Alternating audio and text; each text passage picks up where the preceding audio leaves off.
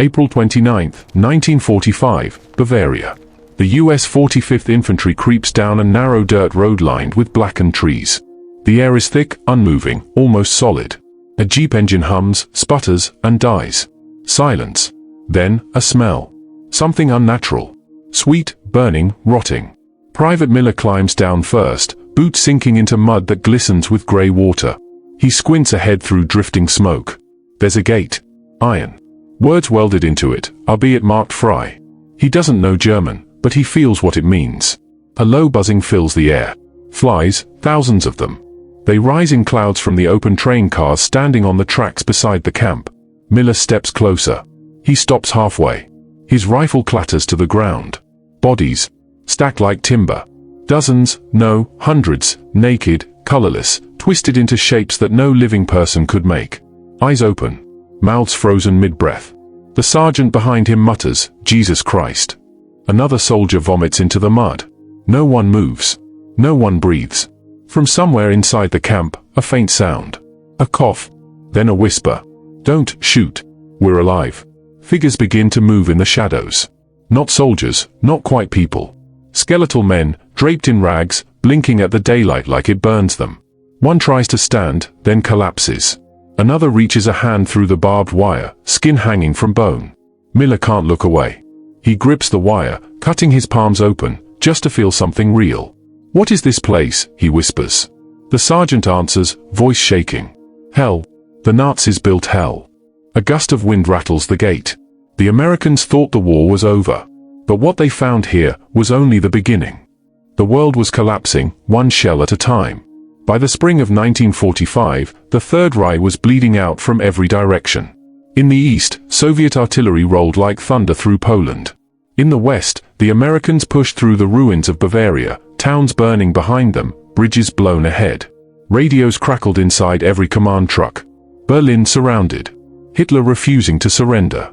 Orders from high command, press forward, capture SS personnel alive. But not every message was reaching its destination.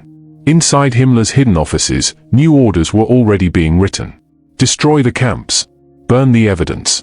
Leave no witnesses. Smoke rose over forests and fields, not from battle, but from crematoria working overtime. Prisoners marched out by the thousands, shot if they stumbled. The Germans called it evacuation. The Allies would later call them death marches. In the chaos, whole towns fell silent. Civilians fled west, terrified of Soviet retribution. And somewhere beyond those retreating columns, the camps stood, fenced, guarded, forgotten, their secrets rotting in the cold. At a field HQ near Nuremberg, an American intelligence officer studies reconnaissance photos. A cluster of buildings. Guard towers. Train tracks leading in, but none leading out. He circles it with his pencil. What the hell is this? No one answers. They move on to the next objective. There's no time, the war's supposed to end soon. But at the front, rumors crawl between exhausted soldiers like ghost stories. Camps full of prisoners. Piles of bodies. Smoke that smells like burnt hair. Most men laugh it off. Propaganda, they think. Another Nazi scare tactic. Until they see it for themselves. A tank rolls toward a distant compound. The driver coughs and waves a hand in front of his face. The stench is already there, miles before the gates. By the time the Allies arrived, the Nazis had already tried to hide hell itself.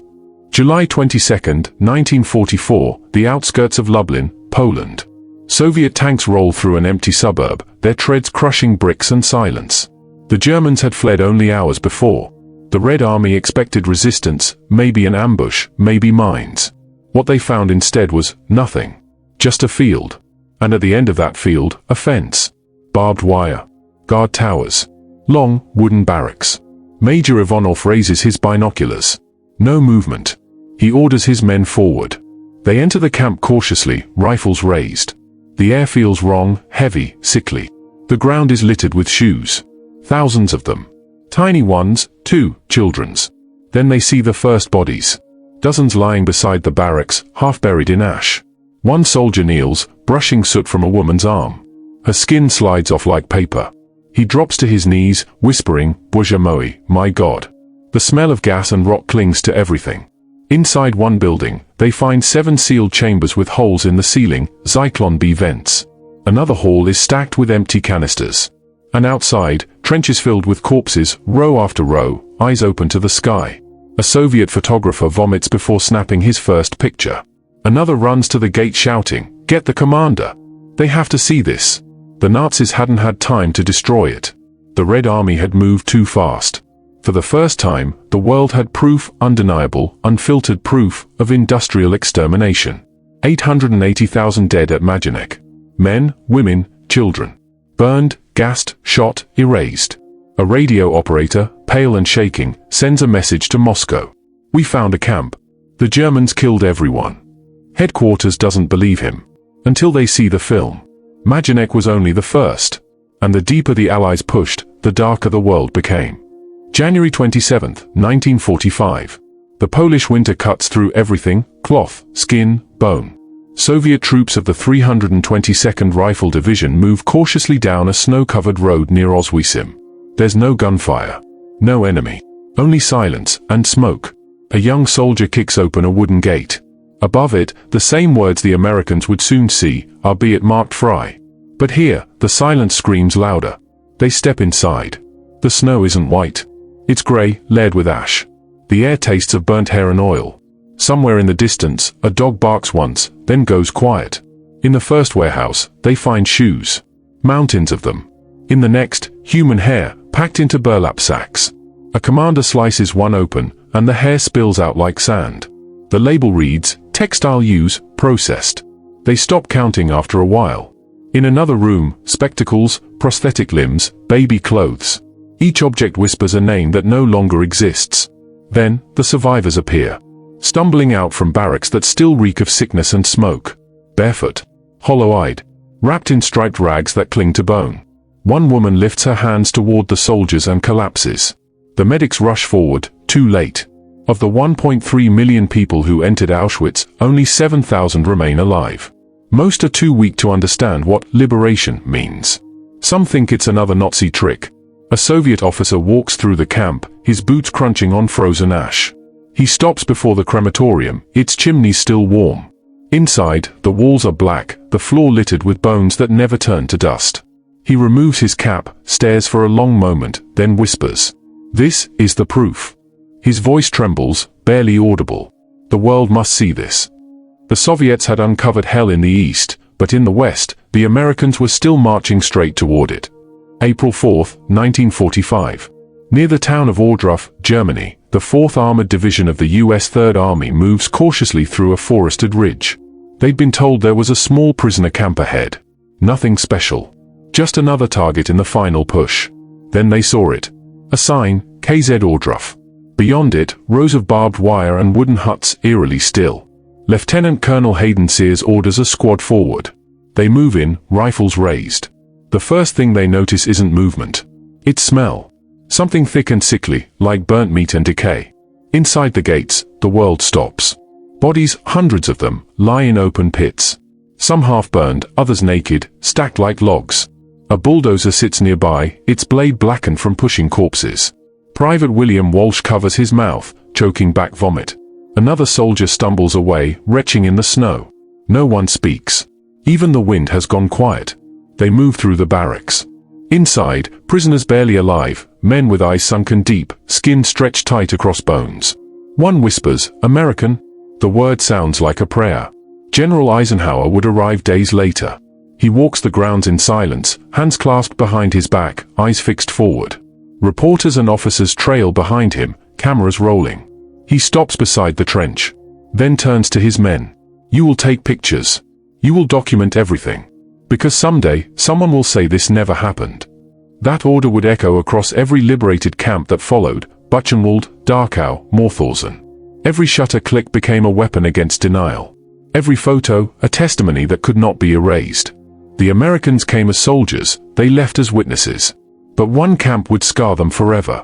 A place even Auschwitz survivors whispered about in fear: Mauthausen.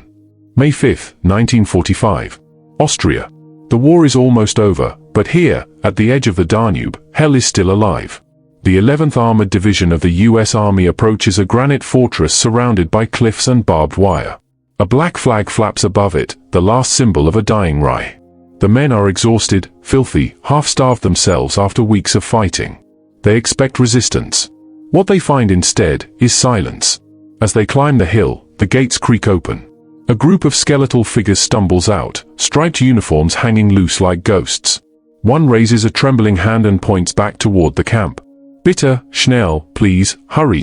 The Americans move inside. And the sight hits like a physical blow. Bodies stacked in carts.